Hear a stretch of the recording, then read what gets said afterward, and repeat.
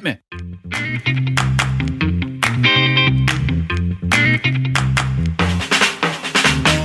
Welcome to the Senior Rehab Podcast.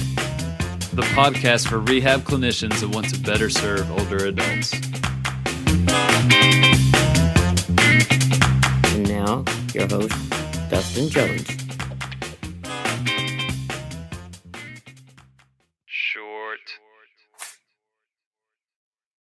Hello, friends. This Senior Rehab Short comes from the Advanced Healthcare Network at advancedweb.com. This article was written by Valerie Newitt, titled Post-Acute Care is a Paradigm Shift in Order, and it was written on April 7th, 2016. Helping patients achieve improved health following inpatient stays is often the referred responsibility of acute care facilities, picking up where inpatient care ends. Post-acute care organizations offer the strength and efficiency of proper care to the tune of some $62 billion in annual Medicare spending. However, a recent study from the University of California, Los Angeles, has found that variations in the use of post-acute care impact the reality of post-acute patient outcomes. The study, published in the February issue of Medical Care, raises important questions as to whether post-acute care is always utilized appropriately and whether it is the best option for recuperating patients. The most surprising finding was the extent of variation observed among hospitals in their use of both inpatient and outpatient post-acute care, said lead investigator and surgeon Gregory Sachs, MD from UCLA, a Robert Wood Johnson / Veterans Affairs clinical scholar. In fact, researchers found that some medical centers use the services of inpatient post-acute care too infrequently, referring just 3% of their patients, and others perhaps too frequently, referring up to 40% of their patients. The difference was even large in the prescription of post-acute home health care, with some facilities referring just 3% of their candidate patients, with others swinging up to 58% of their patients. The main driver for regional use appeared to be pegged to post-acute care costs, according to a conclusion drawn in a recent Institute of Medicine report cited in the paper. Combing the data. According to information from UCLA, the researchers analyzed data for 112,620 patients treated at 217 hospitals in 39 states. They drew information from a national surgery registry and Medicare claims, and from 2005 to 2008 American Hospital Association annual surveys. They calculated the association between post-acute care usage rates and hospital quality measures such as mortality rates, complications, readmissions, and lengths of stay. It was discovered that hospitals that referred patients to inpatient facilities most often were likelier to readmit patients within 30 days versus those who referred patients to inpatient facilities least often.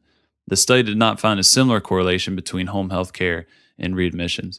Among other findings, teaching hospitals referred patients to home health care 21.4% of the time versus 18% for non-teaching hospitals. And hospitals with the shortest length of stay used inpatient facilities more frequently, 24% versus 19.5%.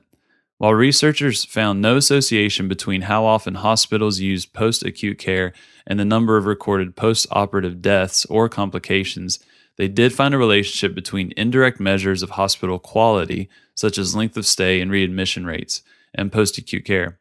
According to information provided from UCLA, specifically, hospitals that tend to refer patients to inpatient facilities more often also tend to have shorter length of stays and higher readmission rates. These findings suggest that some hospitals may be using post-acute care as a substitute for inpatient care, noted Sachs. This might lead to patients being discharged from the hospital prematurely, which then drives the higher readmission rates. Paradigm shift. It's a particularly interesting observation, given current governmental and industry-wide efforts to incentivize hospitals to avoid readmissions, Sachs agreed. There are really two incentives that might, in effect, work to balance one another. On the one hand, there is an incentive for hospitals to discharge patients as soon as possible so that the hospital bed can be occupied by another patient, Sachs noted.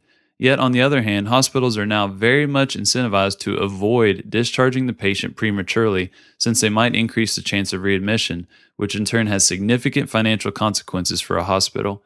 Because the data analyzed in the study predated the Readmission Reduction Program and the Affordable Care Act, Sachs said the research is best considered a benchmark for where things were before the enactment.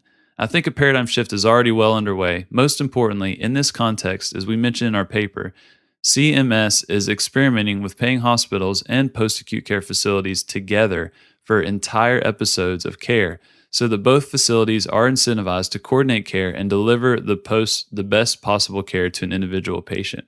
The investigator went on to note that the coordination of care has been frustrated up to now in part because care providers and facilities have virtually no guidelines to help them determine the best post-acute care services for their patients. Better recommendations could help reduce some of the variation in how the services are used and the costs associated with them, he commented. Further research will be helpful in determining which patients benefit most from different types of post-acute care. The challenge then will be matching each post-acute care service with the patient population that will derive the most benefit from the services they offer. Hit me! Thank you for listening to the Senior Rehab Podcast. The show notes can be found at seniorrehabproject.com. And while you're there, be sure to check out the products and the resources page. This is where you can find helpful services or products and recommendations to make you a better clinician. Also, if you enjoy this conversation, just do me one favor and share it with one other person that could benefit. And until next time, do not forget to stay funky.